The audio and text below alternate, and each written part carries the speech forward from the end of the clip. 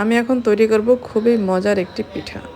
এজন্য আমি এখানে একটা কড়াইয়ে নারকেল কোরানো নিয়েছি, তারপর গুঁড়া দুধ আর দিয়েছি খেজুরের গুড় দিয়ে আমি একটু জাল করে নিয়েছি।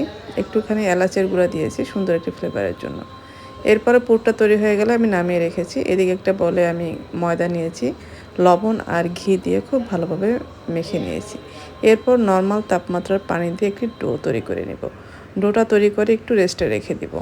এরপর একটি শিরা তৈরি করে নেব। 1 কাপ চিনি আর 1 কাপ পানি জাল করে একটি ঘন আঠালো টাইপের শিরাটা তৈরি করে নিয়েছি, সাইডে রেখে দিব। এখন আমাদের ডোটা রেডি হয়ে গেছে। এখান থেকে ছোট ছোট লেচি কেটে নিব। একটা লেচি নিয়ে এভাবে ছোট একটা রুটি বানিয়ে নিব। এরপরে যে নারকেলের পুরটা তৈরি করেছিলাম মাঝখানে পুরটা দিয়ে এইভাবে ভাঁজ করে আমরা পিঠাটা তৈরি করে নিব। এরপরে আমি আরও একটি ডিজাইন দেখিয়ে দিচ্ছি। ডিজাইনগুলি খুবই সহজ, দেখলেই যে কেউ তৈরি করতে পারবে। এই তো আমার এইভাবে সবগুলি পিঠা তৈরি করা হয়ে গেছে। আমি এখন পিঠাগুলি ভেজে নেব। ভেজে নেওয়ার জন্য তেল গরম করে নিয়েছি। এরপর পিঠাগুলি দিয়ে উল্টে পাল্টে আমরা একটু সময় নিয়ে ভেজে নেব।